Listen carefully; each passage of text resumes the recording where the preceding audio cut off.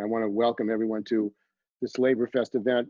For those who are unaware, this is the 27th year of LaborFest. It started in 1994 to commemorate the San Francisco General Strike and the lessons of that strike for working people: music, art, theater. And we go throughout the month of July and have many events. And one thing that has happened as a result of the pandemic is now we have less physical events and more events on the internet, which on the one hand is good that people from all over the world can participate without having to leave their offices or living rooms. On the other hand, it is also good to see people physically and be able to discuss and debate issues, but that's not possible because of the dangerous situation that we're in here and globally. So LaborFest, one of the things that LaborFest has done in its history is look at the 1930s and 1930s and 1940s when the general strike took place. And as part of the general strike, the development of the working class was that artists were fully involved in supporting the general strike, many artists.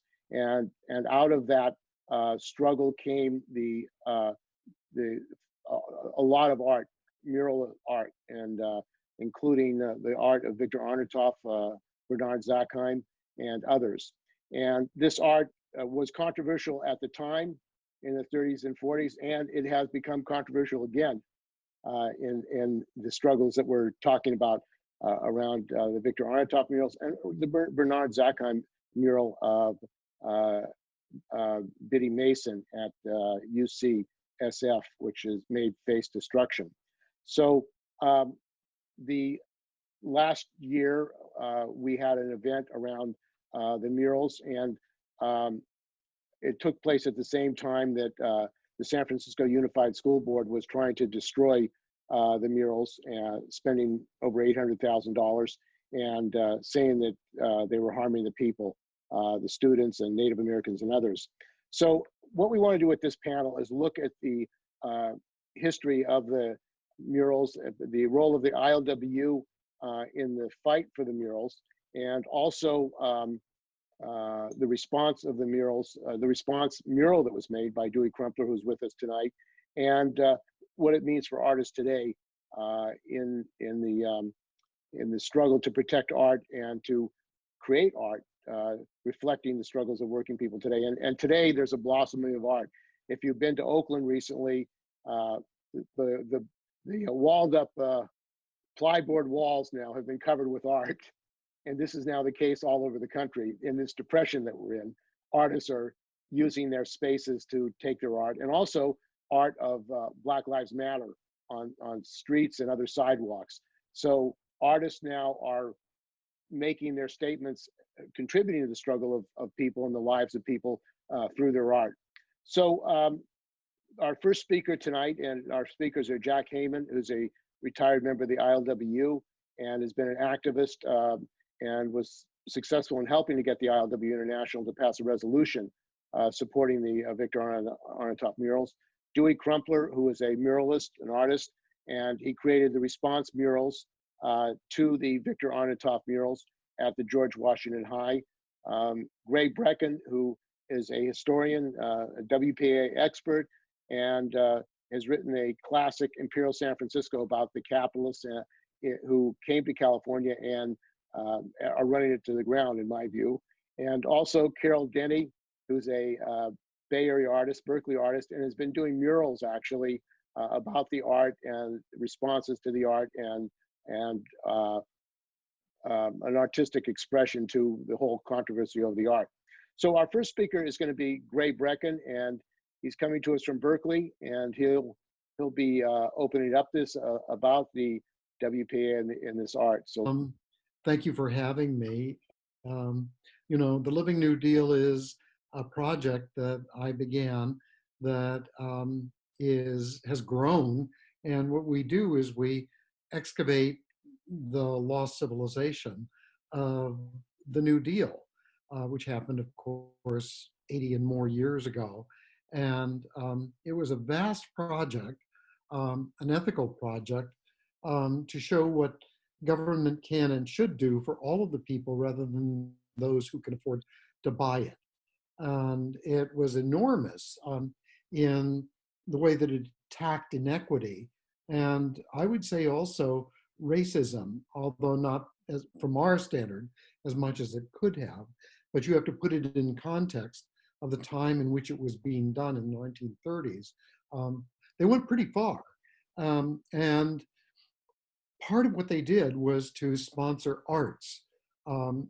In the Work Progress Administration, there was a division, a small division, which actually sponsored, it was the Federal Music Project, the Federal Writers Project, the Federal Theater Project, and the Federal Arts Project. And that's what we're concerned with, because Victor Arnautoff was an artist who was given a job by the Federal Arts Project in the WPA to create these great frescoes in George Washington High School, which is also a New Deal project under the Public Works Administration, the PWA. It was a kind of, what would you call it, total artwork in which the architecture and the arts and the site all played together. George Washington High School is a sort of Greek revival acropolis on a site overlooking the Golden Gate, the outer Golden Gate, which was from the very beginning likened to the Golden Horn at Constantinople. And when you look at it, you know, it has a quote by Plato on the side of it, and it is in Greek revival. And the whole thing is looking back to the revival, or not the revival, but actually the birth of arts, of Western art. And so the high school itself is filled with artworks sponsored by the federal government at that time. There are many artworks within the high school, but the greatest of all is the series of murals that you see by Victor Arnautoff in the lobby of the high school, which is where you would enter. And Arnautoff was very much of a lefty, probably a Communist Party member. And what he did was he was commissioned to do the life of George Washington, after whom the school was named. And what's really remarkable, and I've always thought this, even before the controversy began, is how did he get away with what he did? Because at the time, George Washington was portrayed as a flawless saint. You know, the famous Grant Wood painting of George Washington chopping down the cherry tree and not being able to tell a lie about it and all. This was just complete crap. And Arnautoff knew that. And so he shows Washington's life as very complex. Not only the father of the country, which we wouldn't have without George Washington, but also as the sponsor of the genocide on which the country was created, pointing the pioneers west over the body of a dead Indian, as well as a slave owner. This is something you did not show at the time that he painted it. And these are frescoes, you know, a medium which goes back to the Italian Renaissance. And so these were meant to be permanent. And they were to school the kids who went to George Washington High School in the truth of American history, that is very complex, that there are things that we can be proud of, but also things that we should be ashamed of. And that is something that almost nobody at the time in the 1930s was exposed to at that time. Now, for years, I've given lectures on New Deal art and racism, et cetera. And I would always show that mural that he did of Washington pointing the pioneers to the west over the body of a dead Indian. And what's striking about that is the murals are so colorful. Arnautoff loved color, but that the pioneers with coonskin caps marching towards the west, which is San Francisco in the fog, are in gray. They're in what's called grisaille. gray. They are dead. They are soulless. And they are marching over the body of this dead Indian. And I was just wondering, how did he get away with this at that time? Because it's clearly a criticism of the process of colonization and land theft by which the Anglos created this country that we are part of and take advantage of. And so, of course, that's what's become so controversial at this time, and understandably so. I mean, you know, there are African Americans and particularly Native Americans who see this, and they see only the surface of it, not the multi layers of it. I was trained as an art historian, and what I know in art history is that great art, of course, is multi-layered, and you have to actually see through the initial image to see what's behind it, what the artist's intention was. And Arnautoff's intention is clearly a critique of manifest destiny, westward the course of empire takes its way, all these things, all this bullshit on which the country was built. And it was clearly meant to be that. I wrote another book, in addition to Imperial San Francisco, Farewell Promised Land, Waking from the California Dream. And in that, I go into the appalling genocide of the California Indians. It's estimated, some estimates are 95% of them were wiped out, first by the Spaniards, the Mexicans, and then the Anglos. A far greater proportion, by the way, than the Jews who were killed in the Holocaust. I mean, this was a near total extermination of them. And very few Californians, certainly not me growing up, were ever made aware of this Holocaust upon which California was built and which we obviously profit from. And so there is this secret, which I think is because of the Black Lives Matter protest becoming not so secret anymore. And obviously it's very, very painful to the descendants of those who survived. I certainly give them that. As a matter of fact, I always have advocated that there should be a museum of the California Holocaust, probably in Sacramento, where Californians would learn about the horrible, bloody history upon which this state was built, which was suppressed for so many years. And that's what I think Arnautoff was getting to. He wanted the students, teachers, and others to understand that this is a very complex history, that it's nothing that we should be entirely proud of. And so that's why I think that these are some of the greatest WPA murals in the country, because they're so complex. And they were meant to encourage critical thinking, which is, of course, what education should be about, certainly in high school and later on in college. And that's why I have such a problem with the people who want to destroy or cover the murals, is because essentially they're trying to short circuit what education should be about, which is critical thinking. And that's what art should be about. And that's what these murals are all about. And so that's, I guess, why I got involved in all of this.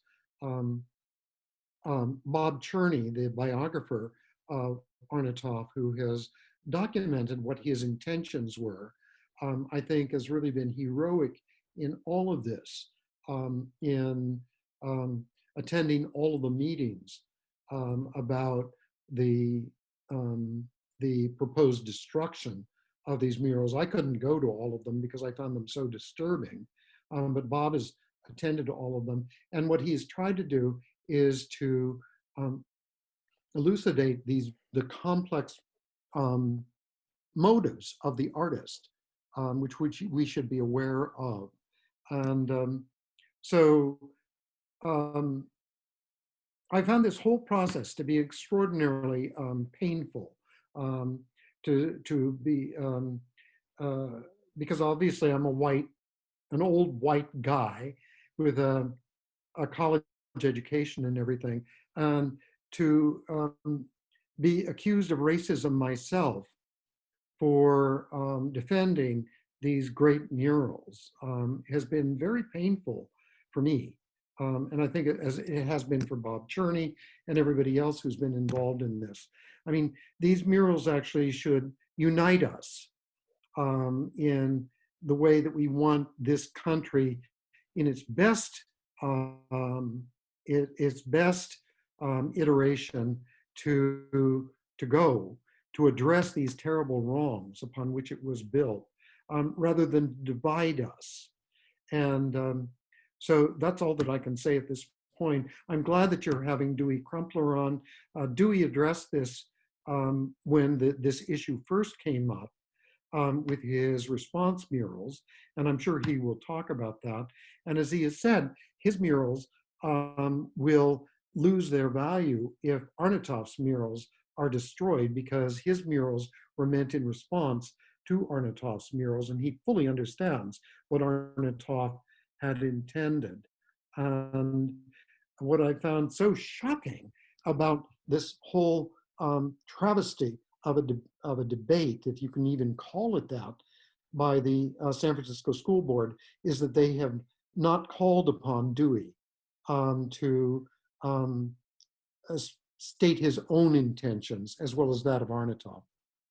I think that's enough. Thank you so much, Steve, for having me. So one of the reasons actually that the mural movement took place in San Francisco was the role of the working class, and particularly the ILWU and the San Francisco General Strike.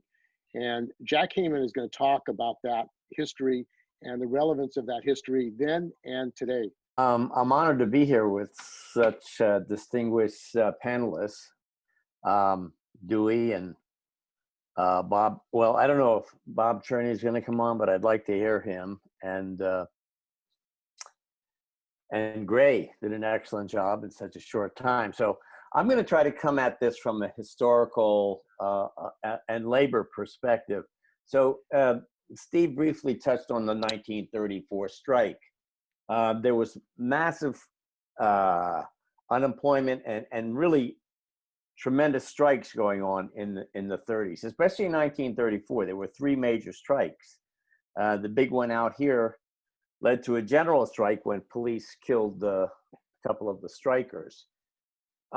In New York at the same time, Rockefeller was destroying one of the greatest murals of all time, painted by Diego Rivera at Rockefeller Center. And he didn't like the mural because it portrayed the leaders of the Russian Revolution, Lenin and Trotsky, and also Karl Marx. And so he figured since he paid for it, he has the right to tear it down. And that's what happened in 1934. So there were these tremendous clashes. This is not by any means the first time that murals became very controversial. So there was opposition from the very beginning when Arnautoff painted these murals. And yes, Gray, he was a member of the Communist Party, and he said so publicly, even while he was a professor at Stanford. When he started the paintings in '36, there were already right-wingers that were opposing it, and they were correct. They said these are unpatriotic images of George Washington, the first father of this country. And so they were critical images of George Washington. And then again, after World War II, during the McCarthy period, there was tremendous red baiting going on. And of course, they not only went after labor leaders like Harry Bridges and many others in the country, after artists, WPA artists in particular, bore the brunt of these attacks. They had the House Un-American Activities Committee investigating a number of people, And Arnautoff actually appeared before the HUAC hearings. And he was called before the hearing because they were challenging his patriotism. And he and also Refrigiero did the murals at the Rincon Annex.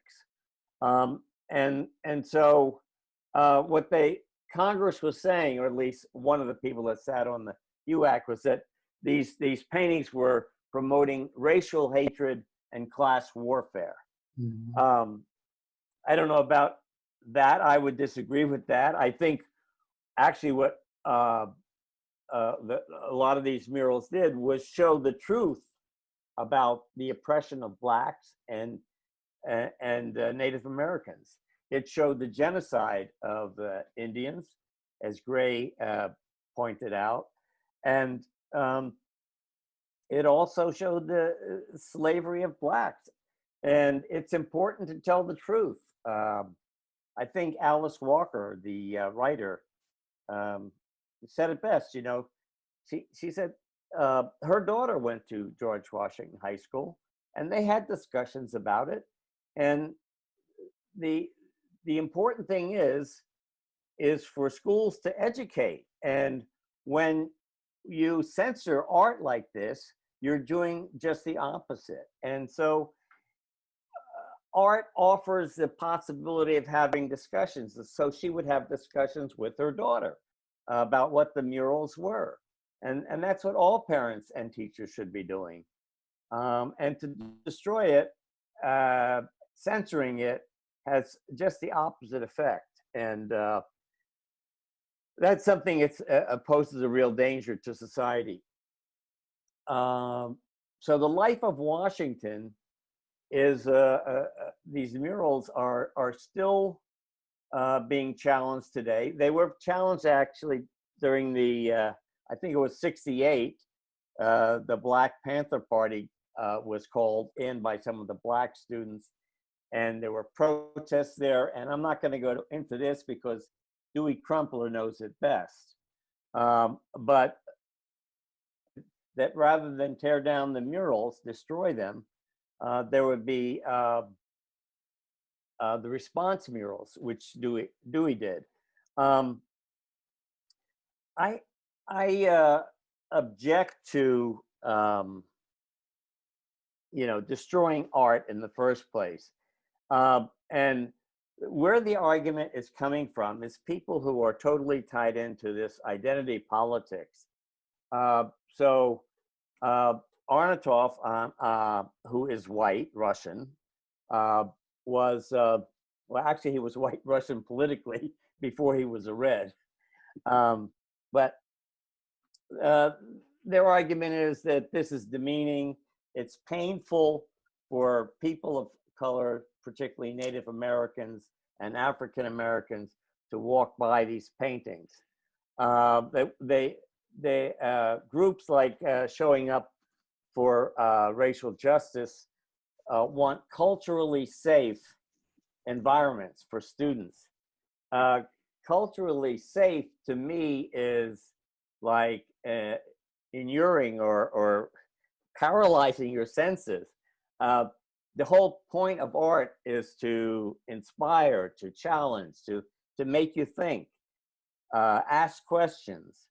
And so the ILW, excuse me, I am a retired longshoreman. I've been very active in the union. And the International Longshore and Warehouse Union has been one of, if not the most important progressive influence in the Bay Area. And in fact, in California, probably. Because coming out of the 34 strike and the general strike that happened after that, we had integrated our union a long time ago. And so we set examples that way in trying to change society. We were the leadership of the ILW, Harry Bridges and Arnautoff, were close friends. Arnautoff, as I said before, was a noted communist, and his sons were members of the Longshore Union as well. In fact, I met one of his sons just as I was coming into the union. He was leaving, but Arnautoff was linked closely with the ILWU, not just because his sons were in the union, but politically. He was on the left. He was critical of the racism and the genocide that was, as we say, it was embedded in this racist capitalist system from the beginning. And the point is that I think what Arnautoff did is show the truth. If these people want to tear down or destroy art, there was another guy by the name of Diego Rivera who did a nice mural called Pan American Unity at the City College of San Francisco. And he painted Bolivar, Hidalgo, the Mexican revolutionary, and who else? Washington, Jefferson, and John Brown. So, if they want to tear down murals, there are a couple slave owners right there. Washington and Jefferson were slave owners, but so was Simon Bolivar, a slave owner. And so where do you draw the line on this if you're going to take murals down of slave owners? There were complex figures. Yes, they were slave owners, but they also fought against imperialism. They fought for independence. And so, people should examine those murals as well. I don't want to go on for too long, but I just let me just conclude by saying that a number of people who've gone to George Washington High School defend these murals, and that is Alice Walker and her daughter. Alice didn't go, but her daughter Rebecca did. Danny Glover went to George Washington High School. Even Willie Brown's daughter did, and I'm not sure if Matt Gonzalez did, but he was a strong defender of the murals. So, there's a real panoply of people who are creative, defenders of creativity, I will say. And this school board is making a joke out of what should be lauded. And so the criticism has come from New York Times, New York Review of Books, just about every seminal newspaper and magazine have taken stands in defense of the murals, and yet it's still a controversy today. And just to bring it up to date, I would say if something brings pain to a student, an image, then I know already there are going to be images of that racist police officer's knee on George Floyd's neck. That's already in downtown Oakland. Should that not be painted? What that image did inspired some of the most militant and pervasive demonstrations around the world, not just in this country. That's what art is supposed to do, and I'm sure that that's going to be captured in a muralist, photographer, however they reproduce their art. But that's what art is supposed to do, and I think we have to hopefully, I don't know, elect a new school board, but whatever it takes, we need to defend the life of Washington murals and other murals like that. Thank you. Thanks for that connection with the past and the present today, which is very relevant. And that is what I said earlier about art now blossoming throughout the United States and around the world, exposing racism, systemic racism, and the brutal murders of Latinos and Blacks in the United States and around the world. So our next speaker was actually given the task of adding to this expression of Victor Arnautoff, and bringing another aspect to that Washington High School, and putting that in context. And Dewey Crumpler was the artist and muralist who actually went to Mexico and studied in Mexico, and the muralist, to understand what he wanted to do in relationship to the art that he produced. So welcome, Dewey, to this panel. Can you hear me? Yes, we can. Thank you. Yes. Well, first, I'd like to acknowledge that we are all occupying Native American land, and particularly the Ohlone, and I want to, in every way, thank them for those ancestors for permitting me to live on their land. I think for me that is very important, and it will always be important, and I am very thankful for it. I would say that in my history with this mural,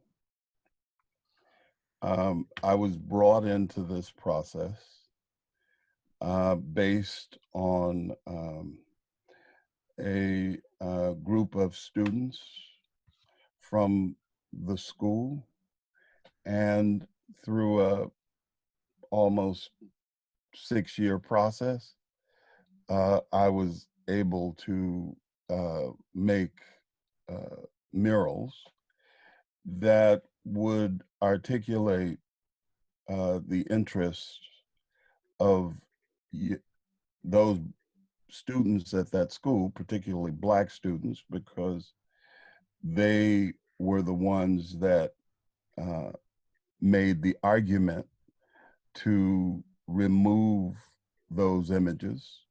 The images that were hurtful to them, just as they seem to be hurtful for those in this generation too. And just like those students who really wanted to destroy those murals, I thought then, as I think now, that art is, for me, a enterprise that is designed to reveal, to act as a mirror. And within that context, controversy is always engaged in mural making, because makers attempt to speak through images. And those images are sometimes veiled because they have to be. And sometimes they are direct. But they always have something to do with symbols that speak to a larger context. They try to use imagery that is sometimes difficult to reflect a great difficulty. And one of the most important things about history is that we absolutely have to operate to correct history, that you cannot let historical misdeeds go unaddressed or unchanged. But art is designed to reveal them, and sometimes in great difficulty. I can't imagine that anyone would attempt to whitewash 8 minutes, 8.5 minutes of utter madness, of pure psychosis, so much so that it, like Emmett Till's mother, brought a nation to its understanding that there are no lies, that we are in hell, and it is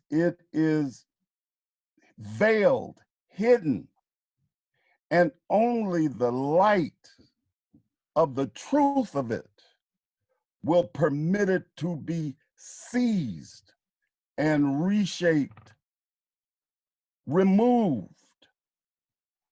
But you must see it bare. And that heroic woman did not let her son die in vain. In fact, we are here right now. Black people, gays, and even Native Americans, because she permitted that horror to be seen. And as a result, no human being with any feeling could deny that mother's grief. And it began a march that we are still on today, because the psychosis that drug his body and dismembered it rebirthed itself in the 21st century just a few weeks ago. The weight of that miserable blue blur pressed against that man's neck, mashing it for all of those minutes.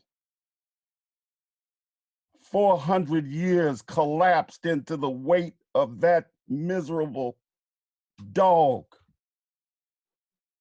who probably would have gotten away with it had it been erased, but for that heroic sister that put her camera on this beast. And she was pained because she could hear him screaming for his mother. Pained. But what of it? We were all horrified, but what it did is it created a movement. And that movement is changing along with this horrible disease, changing the country again. Out of pain, change. Out of difficulty, change. Out of absolute fear, courage. Those people out there have extraordinary courage. They risked their lives because of that psychosis that many of them didn't believe, but they had to see it. It had to blast into their faces. No excuses. And for anybody to teach a class, and because they're nervous that their children will be traumatized because they see that man's head mashed to the ground, gasping for breath, unable to breathe. What, except that moment, would teach young people in the future that this is what you and your ancestors fought, and you will fight for the rest of your days. You have to see it. It has to be there. The trauma, particularly for a person transitioning from a kid to an adult, which is what high school is. And no place better than a high school to be confronted with history, as I was when I walked through that corridor 50 years ago, 55 years ago. And I looked at those images and I wanted to tear them off those walls. Just like everybody else. However, 3 years later, 4 years later, I had come to a deeper understanding of art and its power. Why is art used all over the world? Why have those artists gone to the streets? Why did they put Black Lives Matter on the ground? Why did another beast try to take it off under the guise of presidential authority? Whitewashing, taking away what makes them feel uncomfortable. American history was shaped through omissions. Founding fathers leaving us this hell because they were unwilling to do the work necessary and the courage necessary to stand up to that psychosis of racism. Well, why did the historians leave out slavery? I remember as a student asking, what about Black people? They were slaves, I was told by my professor. Well, did any of them ever do anything? Any Black people ever do anything? No, because they were slaves. When white people wrote about history, they took slavery and made it not important, because history, we were told by Schlesinger and Commanger and other great historians that history is about great ideas. Slavery was a minor idea. Slavery is essential to American history. And therefore, those images of slaves on that wall was a critique of George Washington. It was a statement that lies will not stand. As truth crushed to the earth, we have heard eloquently, will rise again. That is the point of art. Art is a truth teller. Art has to exist. Now, I am not a proselytizer for Arnautoff as a person. He has enough people to do that on this panel. I stand for art. I stand for the truth. I stand for my own work in the context of history. And therefore, Black people's blood should never be forgotten. And Native Americans should, in this country particularly, never be forgotten. Therefore, the recognition of the trauma and horror of manifest destiny on Native Americans must always be shown, because if you remove it, nobody will believe it.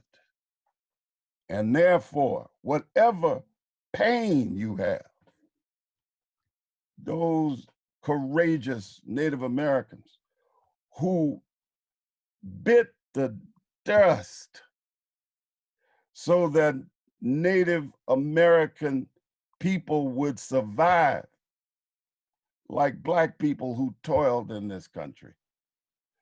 So for me, art is an essential, and art has to breathe, just like people who struggle in this country. We have to breathe truth into this country. And that's what I have to say about that. Our next speaker is Carol Denney, who is an artist and has been active in supporting the struggle to defend the murals, and has also done art about the murals. So welcome, Carol, if you can unmute yourself.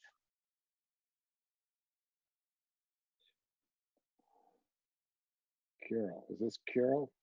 Okay. I think I just did that. You did that. You did that. You're on. Good. Oh, good. Oh, that was wonderful. I'm so honored to be on this panel. I gotta say, I'm so thrilled we're doing this because I'm still in shock that there's a threat to these New Deal murals. So I'll just run through what I've got to say.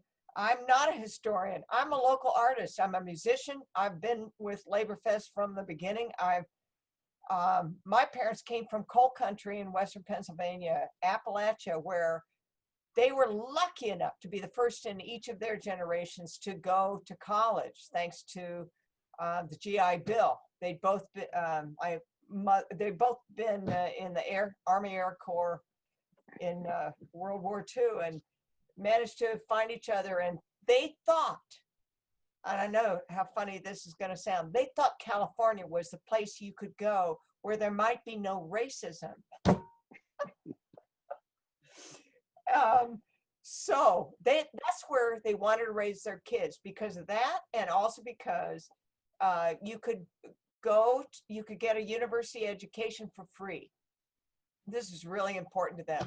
It had been life-changing in their lives and life-changing in their parents' lives to be living close to a library. So they came on out here, and I gotta say, I was lucky enough to go to UC Berkeley when it was just shy of free. Like my sister, I think, went for free, and then my time came and it was so cheap. And that is big. It's huge. It's something we can still do. But as someone who's been an artist, I gotta say, oh man, your gigs were definitely corralled by politics every which way. If you were going to tell the truth, you're probably going to get in trouble. So I've decided trouble was worth it. I so appreciate what Dewey Crumpler is saying. Trouble is worth it in art. It's really important to reflect what's going on around you. And when I heard, I started to work with the New Deal because it's so important to the family I have, most of which is spread through Appalachia. And the Living New Deal is doing a really good job of trying to document what's going on out there. And I've had so much fun meeting the people who have memories and stories and are contributing to the Living New Deal. Some of which I'm related to, and I had no idea. So I started going to those school board meetings when I found out that the Arnautoff murals were in danger. And I think we have a lot of work to do.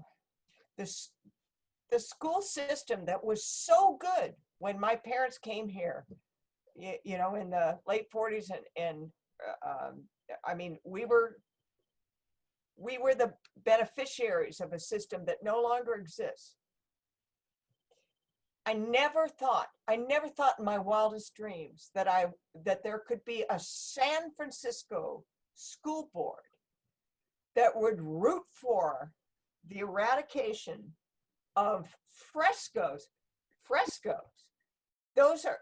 This isn't just, I mean, I love Arnautoff's work. I think obviously this was an insouciant criticism of of the kind of Disney style American history about George Washington.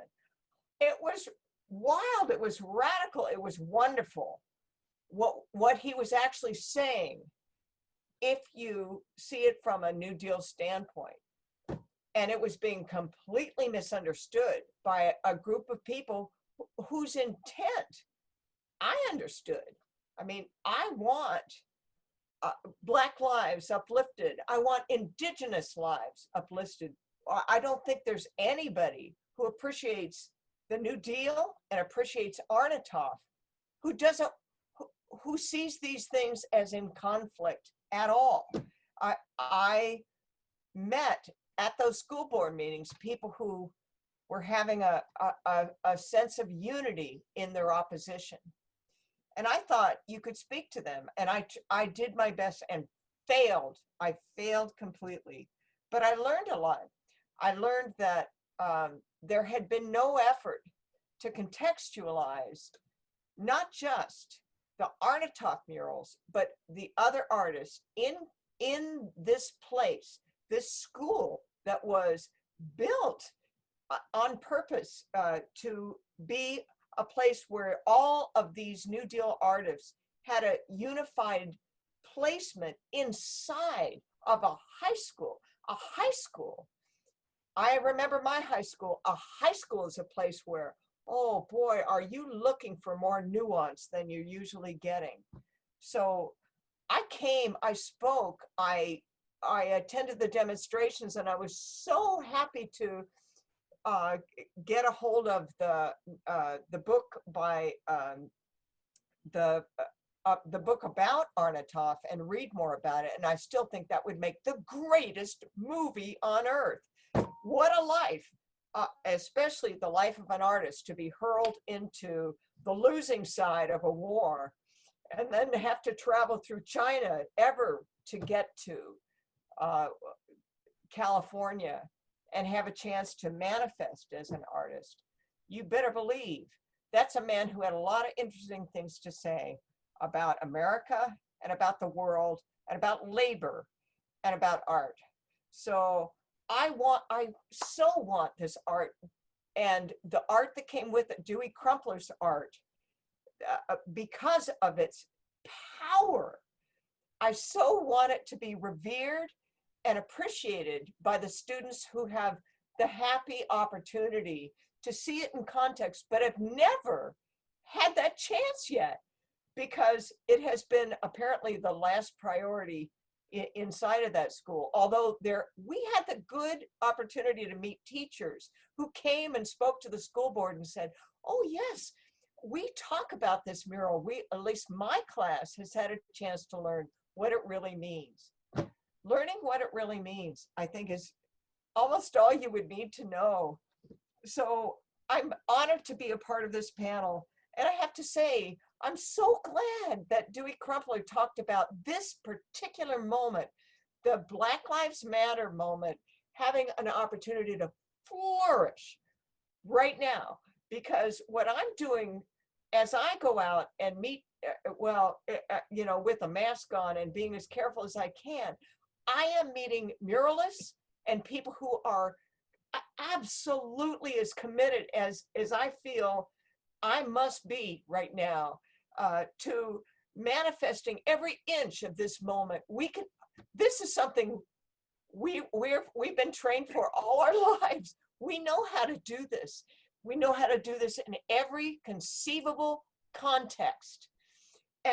And I'm honored to be a part of the group that is doing it because, and I just want to add one more little thing.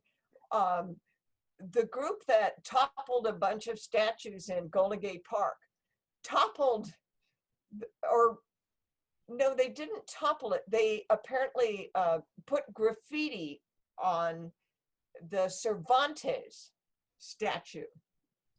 And that really lit me up because I knew about that statue because I was reading a lot about Joe Mora. It was done by Joe Mora, if I'm not mistaken. I'm definitely not a historian, and I never went to art college or anything like that, but I think that was a Joe Mora statue.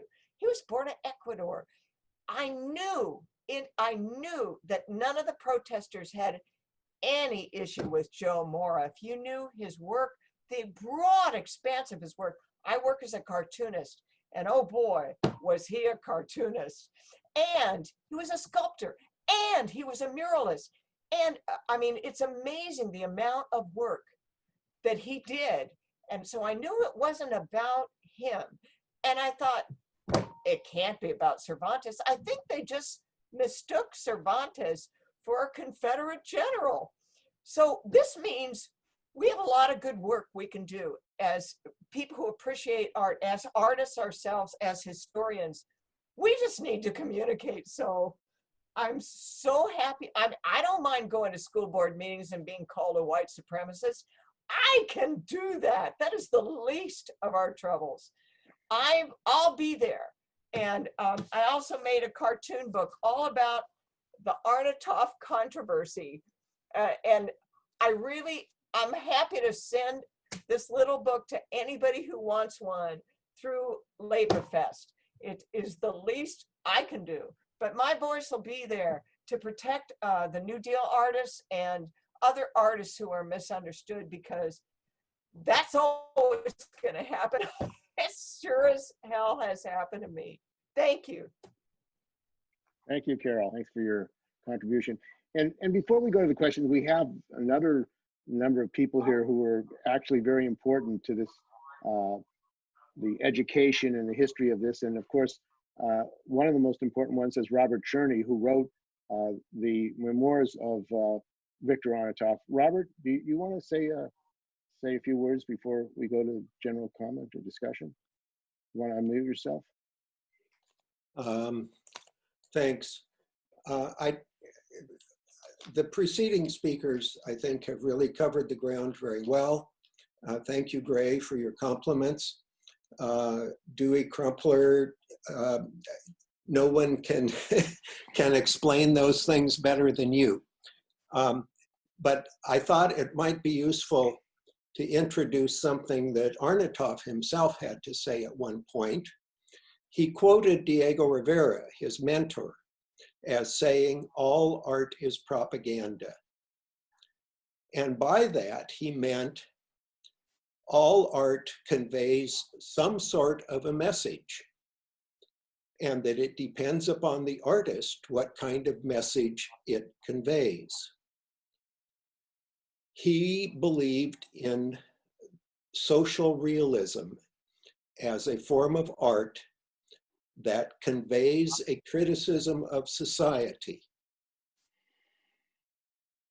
When abstract expressionism developed in the years during and following World War I, he was very opposed to abstract expressionism because he said, the only one who understands the message is the artist. And anyone else can look at abstract expressionism and draw their own conclusions about what it means. He said, it might be nice to hang on your living room wall if the color complements your sofa.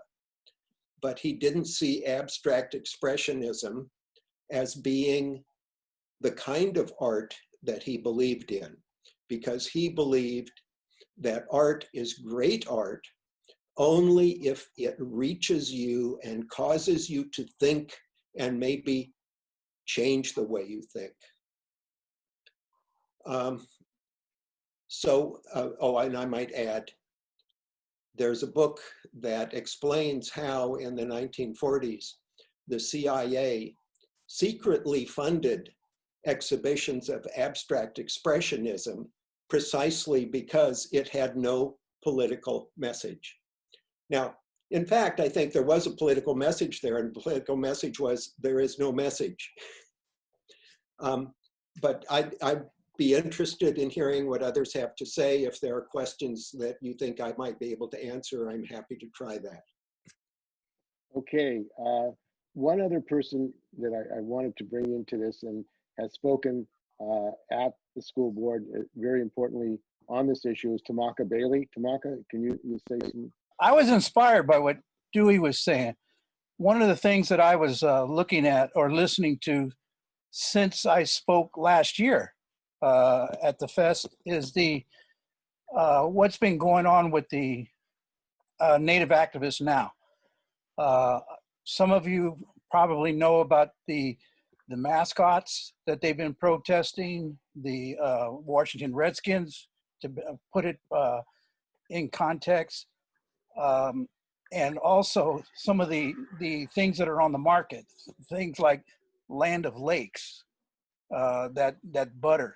They took the image of the native off of there because the natives are protesting this. And so one native person who was for keeping that brought something out that I thought was interesting. It goes along with what Dewey was talking about.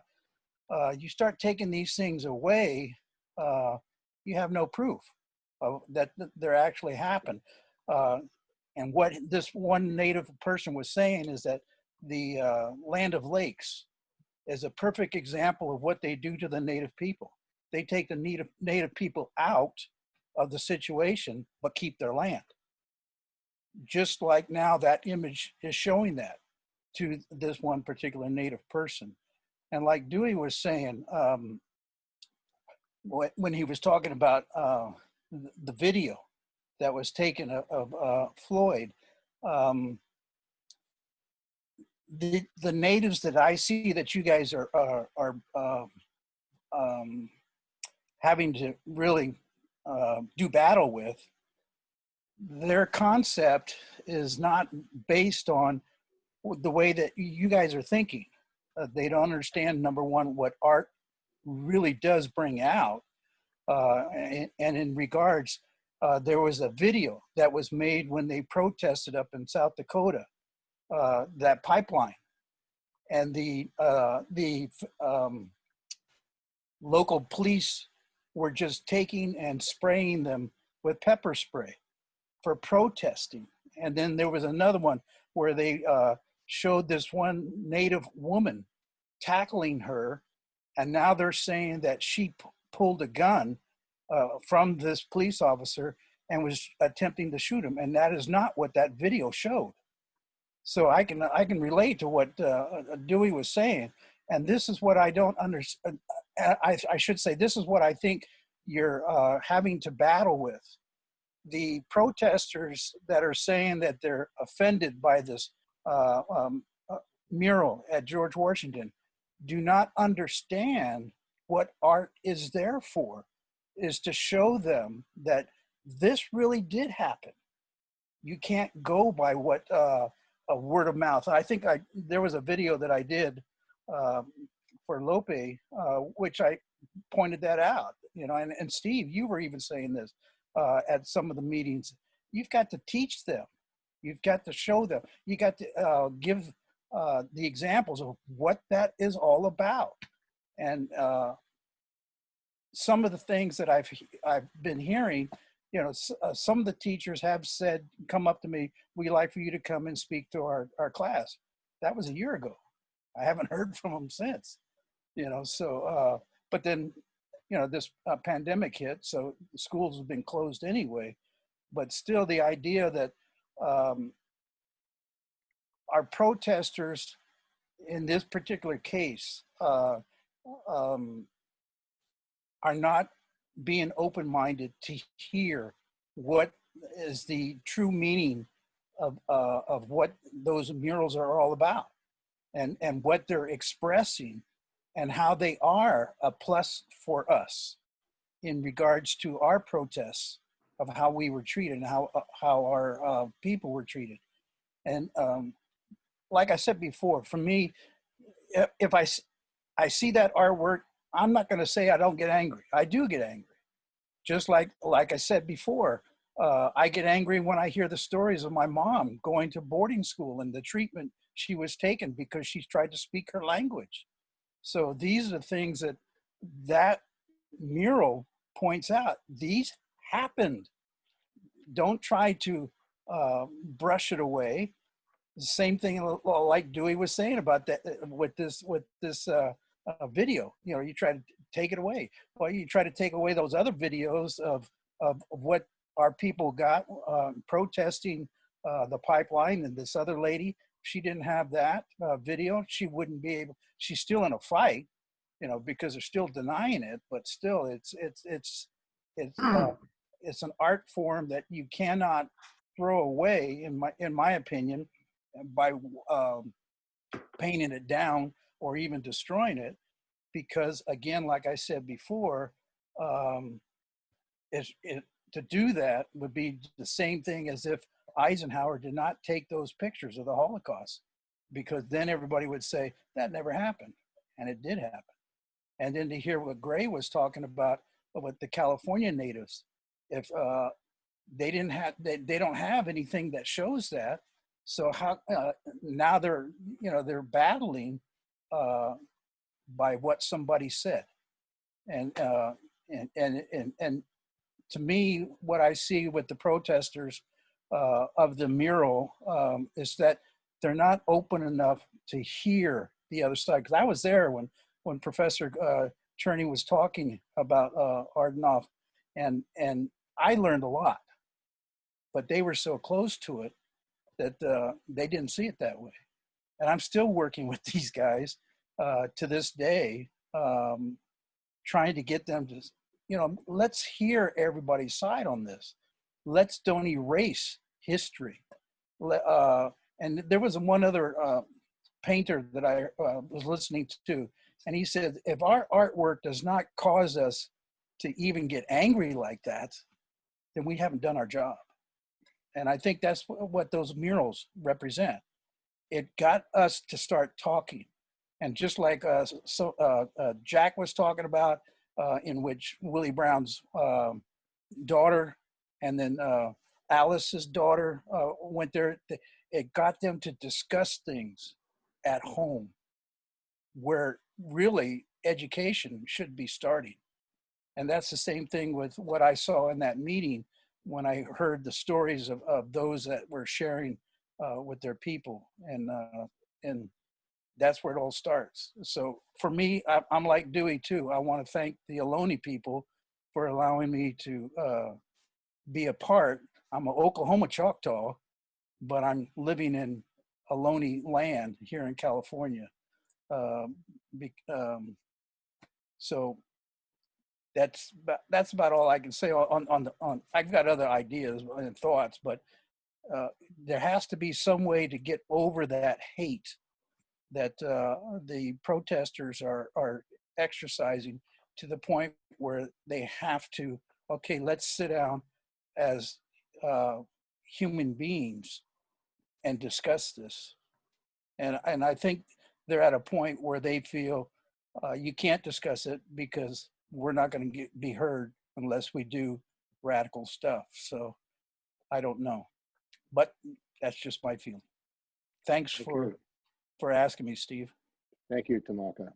And of course, at those hearings that were held at the Board of Education, one of the things I said is that they should have a Native American Cultural Center, Cultural History Center at the school, and take every student in SFUSD through that school and put the signage in the signs and have it as a education center for the history of Native people in California, and with a whole cultural center there. That would have been a very important thing. But I think we have to add today, we're going into a depression now, and there's $130 million deficit in the Board of Education for the schools. That means that teachers, the danger of mass layoffs of teachers, the danger of mass layoffs of staff, of the destruction of public education, not just here, throughout the state and throughout the country, and the survival of public education in a city with 75 billionaires, in a city with some of the greatest wealth in the world. And, you know, the wealth that could provide a great education for every student and young person in California. And I think that is one of the critical struggles that we have to engage in today to protect public education, to protect public teachers, not to destroy, but to build up public education. And I think that's the agenda. So Ahmet, you were going to say a few words on the Armenian genocide. Thank you so much for all the speakers. Let me ask you a question to start with. How many people know where and why the word genocide was introduced into the dictionaries? Do people know? It was because of the Armenian genocide that happened in 1915. The new country of Turkey that was being born had decided that nobody that was not Turkish or Muslim was going to live in the country. So 1.5 million Christian citizens were slaughtered. Until I came to the United States in my late age of 29, I had not heard one single word about this in the land where this genocide happened. We would hear is privately at home, people would say, yeah, we got them. We really got rid of them. Good. If they do it again, we'll do it again. But publicly, it is banned. Still, up to this today, it is banned to say the Armenian genocide happened in Turkey. Do you know why nobody asks if the Armenian genocide happened? Because there is no art, nothing, not even a word being spoken publicly. I used to go by churches that were all boarded up, never questioned what happened, who are these? Because we'd never heard that a genocide killing, something like that could have happened. Even today, if you say Armenian genocide, just these two words, you go to prison because it hurts somebody. It hurts the Turkishness of the country, they say. Now, do you want to go and ask the Armenians if they are hurt to see a sign that 1.5 million of their mothers, fathers, grandfathers have been brutally murdered? They are begging on their knees to say, please, like the gentleman before me spoke, let's have a human talk about this. Let's acknowledge this. This happened. But that's against the law. So you start with taking down these murals. You're going down a very slippery path of wiping out the genocides in the history, the atrocities that happened. And so today, Turkish kids, go and talk to them. Not a single one of them will know what their grandfathers did. And they'll laugh at you when you say Armenian genocide. They say, oh, come on, things like that don't happen. We don't do those things. But if we had pictures, if we had signs, if we could talk about these, then there would be questions. Why did we do it? What happened? What made us do it? Did we really do it? Why them? These questions come out with these pictures, with these murals. It is like a nagging question out there that you cannot avoid. You have to answer this. So that's why let's not forget the victims who need to be acknowledged, the history that needs to be acknowledged. And let's not forget that the word genocide was created just to put the criminal side of what happened. And these pictures are a proof of that. Thank you very much. Thank you. And Steve Coleman wanted to ask a question or talk about expressionism. Steve Coleman, do you want to unmute yourself? Hi, Coleman Rosenberg, George Washington High School, class of 2008. And the first thing I want to say is, as I believe it was Carol mentioned, some people were taught about it, some weren't. My freshman year, one of my teachers, I actually can't remember which, took us around the murals, showed us the Arnautoff murals, showed us Dewey Crumpler's response murals, and showed us some of the other art in the school. But they explained the history of all this. We spent like 2 days, I think, going around the school looking at different art. When we were at the Arnautoff, we talked about every panel. We talked about the Native American with being pointed over. We talked about the enslaved people, and we were actually taught about it. Then when we went to Dewey's murals, we talked about it. We were explained, we were shown, at least my teacher's interpretation of what you were going for, Dewey. I can't say he or she got it perfectly, but we talked about it.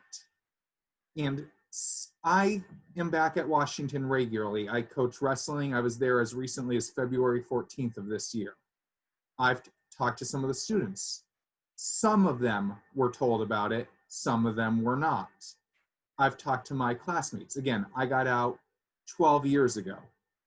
I would say about half of my classmates had a version of what I had where we were taught about them. Half weren't. And all the ones who were say it was a good thing to have, and most of the ones who weren't agree it would have been a good thing. I think, and I know most people here, especially everyone who's spoken, would agree, talking about the art, showing it off, instead of it just being there on the wall like the posters behind me meaning nothing, is the proper action. And as was also stated about the Eisenhower quote, which I actually have in front of me, and I'm a person of Jewish descent, get it on record now, get the films, get the witnesses, because somewhere down the road of history, some bastard will get up and say this never happened. We have photos of the Holocaust. We have videos of the Holocaust. We have pictures of people who were so starving that when they were given food, they died from their stomachs rupturing. And yet, a major percentage of the world denies it happened.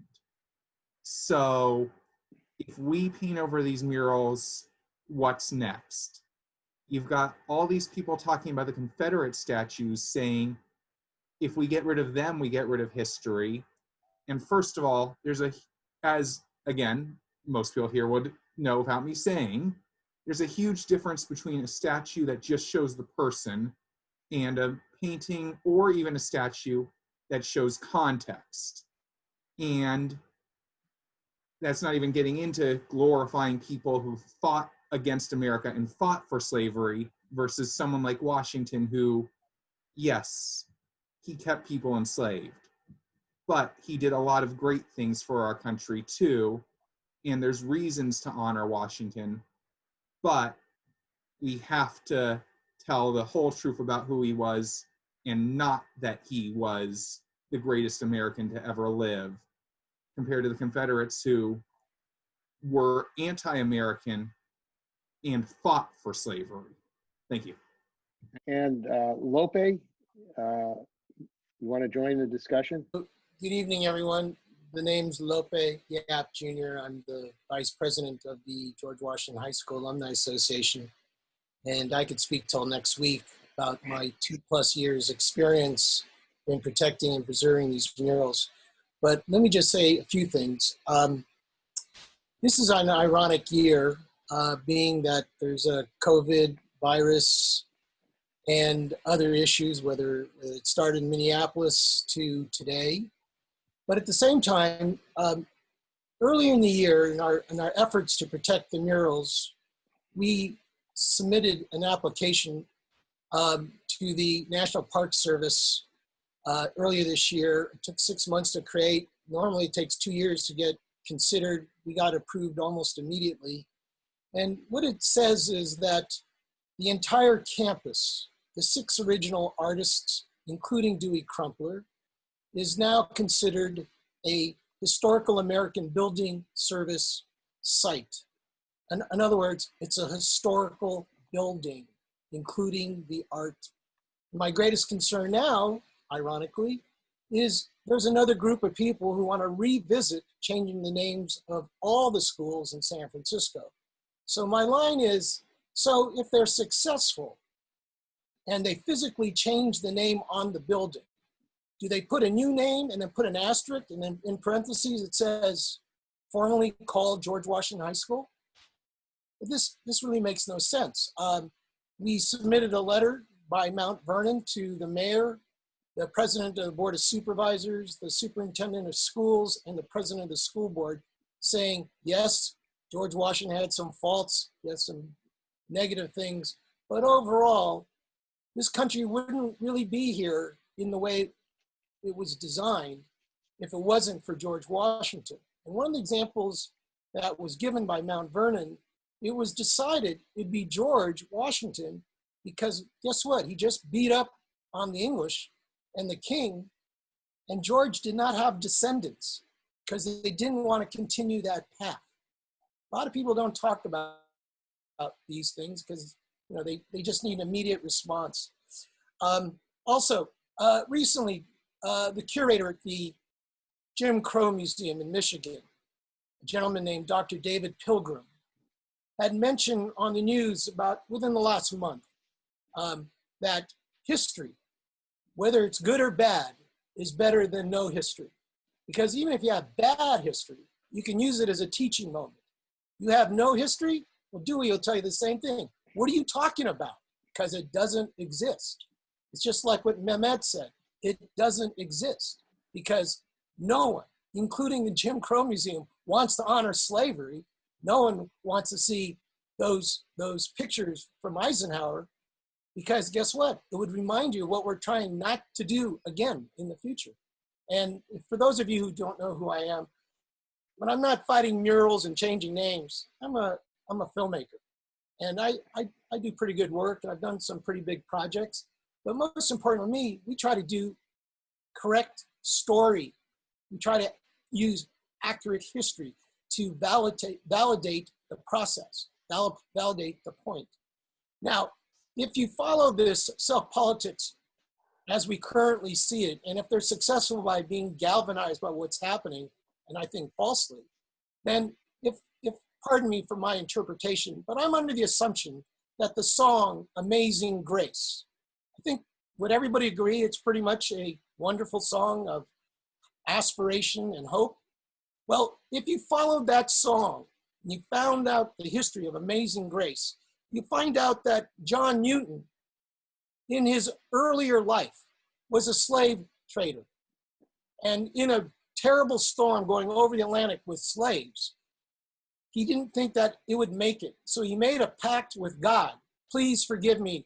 Please save us. Please help me. I'll do anything. And guess what? He lands. He becomes a minister. He eventually makes a composer. Now, all those things putting in context, are we now going to say, don't let Obama ever sing that song ever again? Don't go to the funerals and sing that song ever again? This is the concern I have because this is a pattern that Tamaka Bailey, myself, and others, people in the American Indian Reservation chiefs and elders, we discussed this. There's a pattern throughout the country of trying to whitewash art, history. It doesn't matter what's the reason. It's just bad reasons. It doesn't matter your politics. But when you start doing things just blanketly saying, well, no one ever thinks about things. We should just change it now. I think we're in big trouble. And going back to my efforts in preserving all these meetings to recommend to the school district, I found out in that process that was pre-rigged. I found out, and people listening now, you didn't know, Richard Rothman and others offered and suggested that people of expert or knowledge should be asked to speak in front of the commission, which I was a member, and it didn't happen. And when my dear friend Robert Cherny spoke, they always try to make distractions so we can never have a perfect presentation. It's my impression that those who, particularly when I say young people, I'd say anyone under 50. And I use this idea that those people, probably because of Proposition 13 and other things, when they were young in the elementary and middle school, they weren't privileged like others who were able to have in elementary, middle school, teachings of art appreciation, civics, or history. Because all of a sudden that, including music and other things, was considered not essential anymore because of the cost of having these classes. And when you talk to young people, like I said, under 50, maybe 55, they kind of like glaze over when you try to explain to them something because they have no basis of understanding. And I'm thankful that Coleman 12 years ago graduated and had a couple events, because I can tell you in 10 years ago, the former principal, Erica Lovren, the San Francisco Art Commission and the San Francisco Museum of Modern Art created a 10-minute video speaking about the treasures of the artists at Washington. This is only 10 years ago. And this is not ever explained in current Board of Education meetings about how at one time they had docents, student docents, talking about these murals and how proud we were to have, being one of the very rare schools in this country that has this kind of priceless art. And as I said earlier, this seems to be a pattern, whether it's, by the way, that Land O'Lakes reference that Tamaka mentioned, the greatest disappointment I could tell you, 25 years ago, I produced Land O'Lakes commercials. And within the last 6 weeks, I discovered, maybe Tamaka can maybe further explain, but the family, the son, the American Indian artist that created that image on those boxes, they were totally surprised that they took them down, and they never asked the family or the community where that family is raised. I don't know which tribe, Tamaka, because they said, my family and my community were so proud that they were paid to do something authentic. So this is the kind of discussion we don't have, because it's all short-sighted as far as I'm concerned. Sorry if I took too much time. No problem. Thank you. So this is a wonderful topic. My father went to Mexico and he lived with Diego Rivera in Mexico. And there he met a young Russian artist who had come over, member of the Communist Party, as my father also was a member of the Communist Party, and named Victor Arnautoff.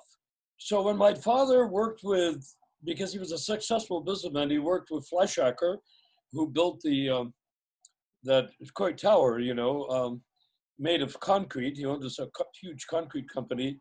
The Coit Tower was referred to jokingly as the Wells Mixed Company, but Fleischacker's last, direction. But anyhow, so leaving that alone. So he brought Arnautoff in to work on the Coit Tower, and from there Arnautoff branched out. He did extremely well. Interestingly, my mother, who worked with my father on the Tollenhaus frescoes that are in danger right now as his assistant, and later became his wife, and my mother, her first teaching job was at George Washington High School.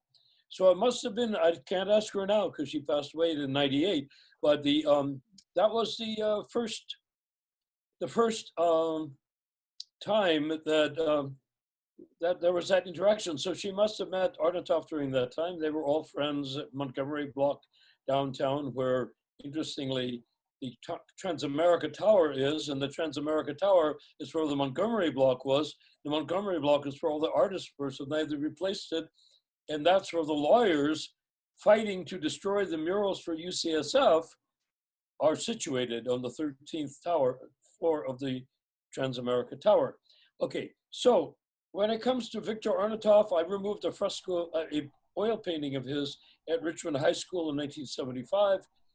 And so I've been involved from 4 years old, working with my father as his assistant in producing art.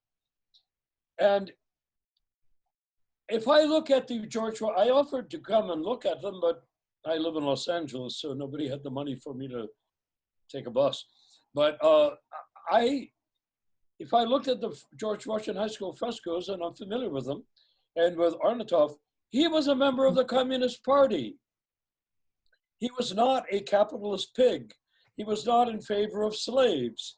He was not in any way in favor of oppressing people, or if anyone, he believed more in Black Lives Matter than the people today who are heading Black Lives Matter. He showed the truth of Washington having slaves.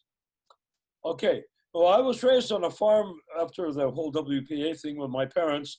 I didn't meet anyone until I was 10 years old that wasn't a member of the Communist Party. It was exciting. And so I, not knowing any better, retained the view that communism was a wonderful thing. And I never had any reason to give up that notion. I don't mean Russian communism or this communism or that communism, or or what's his name, Lenin saying that American communists were useful idiots. With all of these communists there, I continued, and I still continue with the ideal that Karl Marx expressed, which is from each according to his ability to each according to his need. And I think that's the core of what we're really trying to get at, Black Lives Matter or not. We're trying to get to what Arnautoff was saying, that we need to find the core value. Washington may have been a very great president and a great person. He was a slave owner. So that was the reality of the time.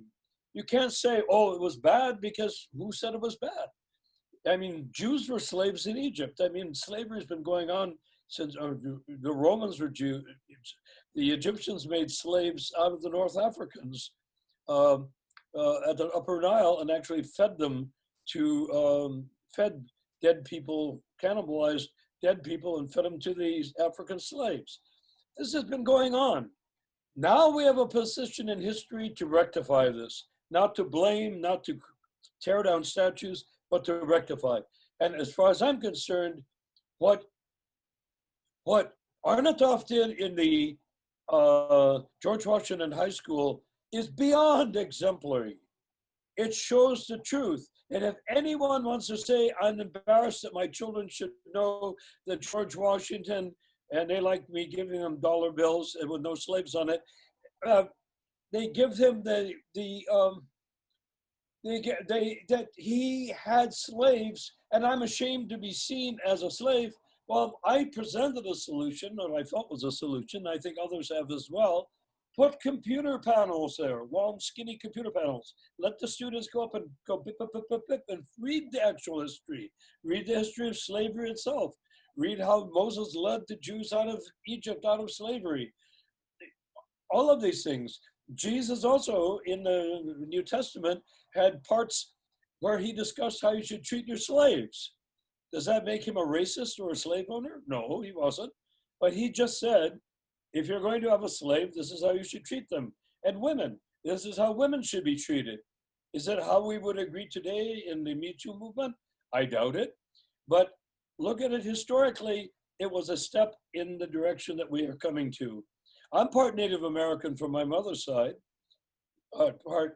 presumably more so than what's her name is Cherokee, part Mohican. And that came about in the French and Indian Wars, way before the Revolution. So my whole family on that side was fighting for what? To kill Native Americans, of course.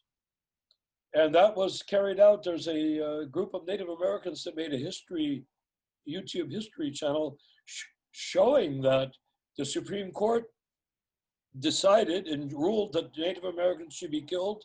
The ministers in the pulpits cried out that Native Americans should all be killed. I think Jackson said that one of the presidents, Old Hickory, said they should be killed.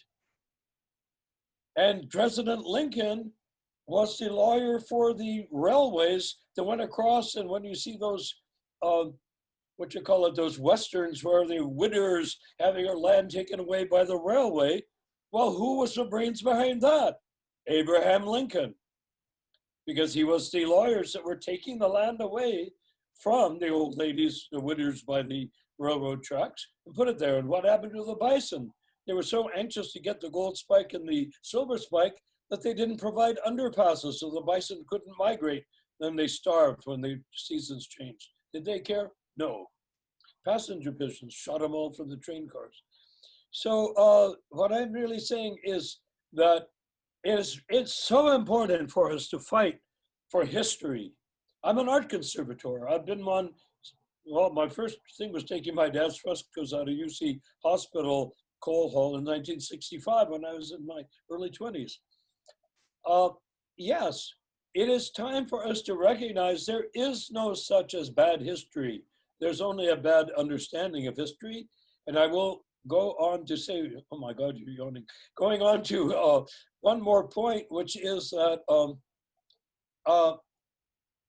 who was it that said this? Was it Napoleon? He said, those who do not understand history are doomed to repeat it. And in the speakers, excellent speakers today, this is my first chance to be with you all, and I'm honored. Several of them mentioned, what are we doing? We're removing the possibility of ever understanding whatever happened. If you take down a statue of Abraham Lincoln with slaves being risen out of slavery that was paid for by freed slaves, what are you really doing? You're destroying the idea that slaves did exist and now they don't exist. Now, let everybody in Black Lives Matter get a PhD at Harvard. That's fine with me. And let them become great teachers, great leaders, great union organizers, great communists, if I might say. No, I didn't say that. So anyhow, that is my view. And I think that we need to heroically band together, create this nation, once again, as a place of liberty. The genocide we created cannot be overcome. Elizabeth Warren's ancestor, by the way, being Cherokee, well, legally, because what happened with him was he was part of the group with Custer. He was a gringo. He was not a Native American at all. But he colonized a big chunk of land on the Cherokee Nation property. When the Trail of Tears took place and the Cherokees were driven out to their death or to other locations, he didn't want to lose his land. So like a number of other non-Indians, he registered himself with the Department of Indian Affairs as a Cherokee. That's the way he got to keep his land. So Elizabeth Warren is quite right. Her fairly near now Custer level ancestor was a Cherokee, but without a single drop of Cherokee blood, and who helped drive those Cherokees from their land on the Trail of Tears. So not only she's not a blood Cherokee, she is a Cherokee who drove out the Cherokees because he was actually a gringo, a white man. He wasn't a Cherokee except to own stolen 1,000 acres or so of Cherokee land. Okay, thank you, Nathan. Robin had a comment. I'm harking back to comment about the pain that the murals inspire, apparently, when I went to the school board meetings all last year. The groups of Native American students and their families and African American students and family discussed the pain that these murals projected upon them and how uncomfortable they were all the time. And so I read this wonderful novel this summer about Ghana. It's about the history of slavery going back to Ghana, but it's a novel by Yaga Yassi. I don't know if you've read it. It's called Homegoing, and it makes you realize that we inflict pain ourselves, and that is painful for us. And so the pain that people feel, all of us feel this pain. I mean, that's the best thing about those murals. It makes us who want to keep those murals, it makes us feel the pain. It makes the white supremacist people feel pain as well by seeing this shameful experience that happened in our history. And that's one of the most important parts, is it's not that certain people will feel pain.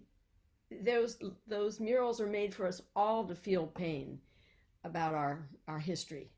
Thank you. And you were a teacher at the school. Did you want to talk about the debate among the school teachers? I mean, because a large number of teachers did have a different point of view about the murals. Yes, I know. And I did a paper in archaeology about heritage, and I went out and interviewed teachers at the murals because I was showing the fine line between Confederate statues that are standing for the lost cause, which is fake history, and real history. And my discussion was about real heritage and knowing real heritage, how it contributes to us knowing our history. And if we hide the aspects of heritage, when they're standing there as important symbols for us. But the teachers that I spoke to, they're all in favor of the art teachers of keeping that mural there. And I did discuss with the director of the National Art Education Association, and I sent an excerpt on to the Board of Education, that things like that have been going on. I can't think of his name now. He's the new president. And he said he's had to take care of a couple murals like that in Washington State, in New York State. And he said the most important thing is to have young people there to give context to them all the time. And it's an entire history discussion themselves. When you look at the standards for art education in the California standards and the United States standards for art teaching, one of the most important strands is history and cultural context.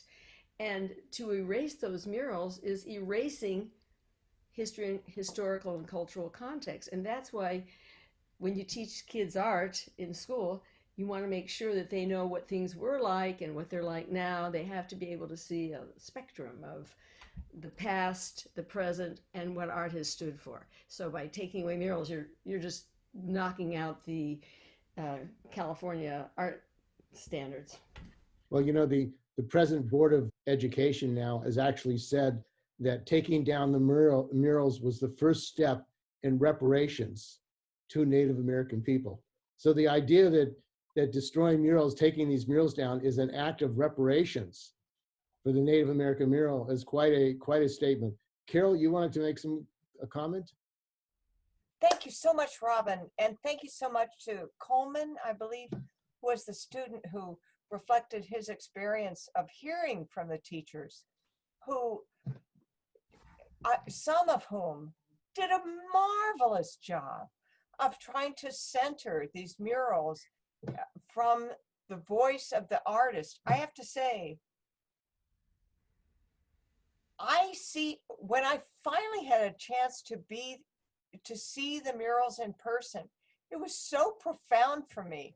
It is so different to see them in a book or on the internet, and especially the Arnautoff murals, which are on both sides of an entryway that goes up a staircase and includes in places some of the ceiling and some of these little alcoves. It's extraordinary.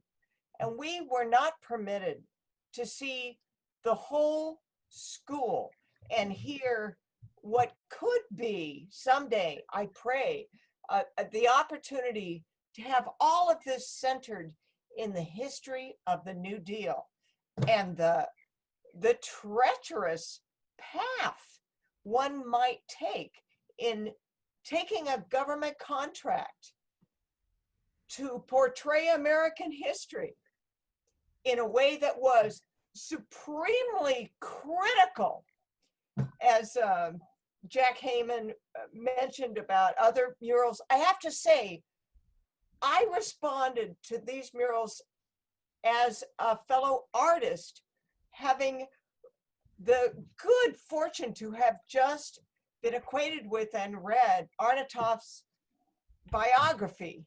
I have to say that it's hard for me to believe that any student or any citizen of San Francisco supporting this school system would tolerate a school board that's so mismanaged this issue and so misled these students.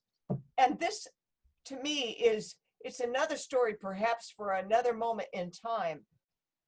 I still feel as though the story about the misleading of the public, the students, and the teachers and this school board is as yet untold.